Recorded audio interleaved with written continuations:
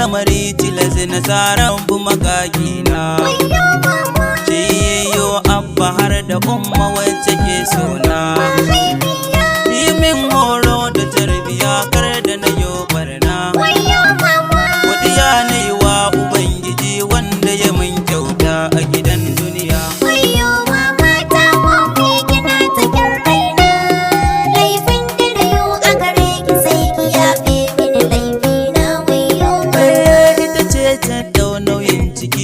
Da na shayarwa da ina yaro ina yi kuka ta yi sharewa.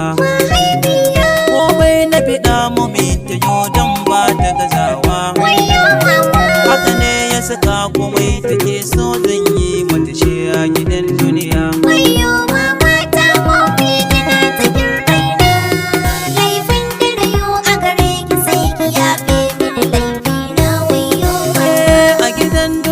Samun kamar momi zai yi wuya.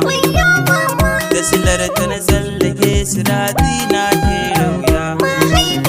Ta yi min horo da ilimi turbar gaskiya. Haka ne ya saka na alfahar ko yaushe kaunar ya zuciya.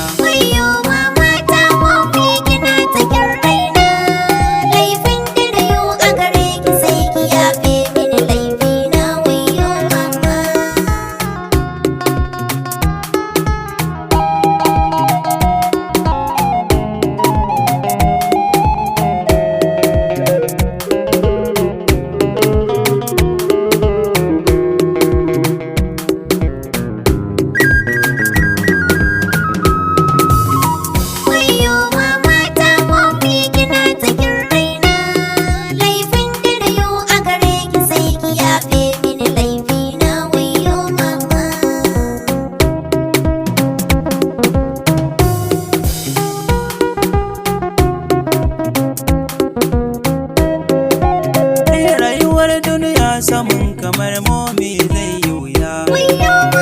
Da silar ta na samu ɗaukaka a gidan duniya. Domin shi zama na duniya tabbas na da wuya. Mu rike Allah kana mu bauta wai yaye mu gama lafiya.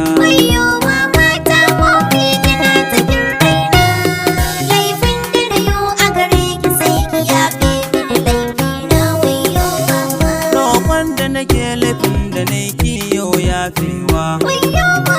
Domin na yo laifin da zan sauki dubawa. Yau na dokar da kai da momi ki yafewa. Nimin addu'a kana nazarcewa magauta a gidan duniya.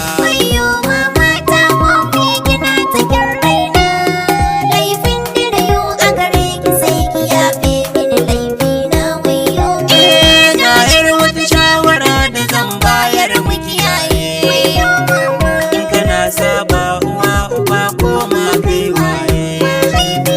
To ka tuba ka nemi yafiya tun kansu silale. Ilimi da kuɗi mulki sarauta zai kare a gidan duniya.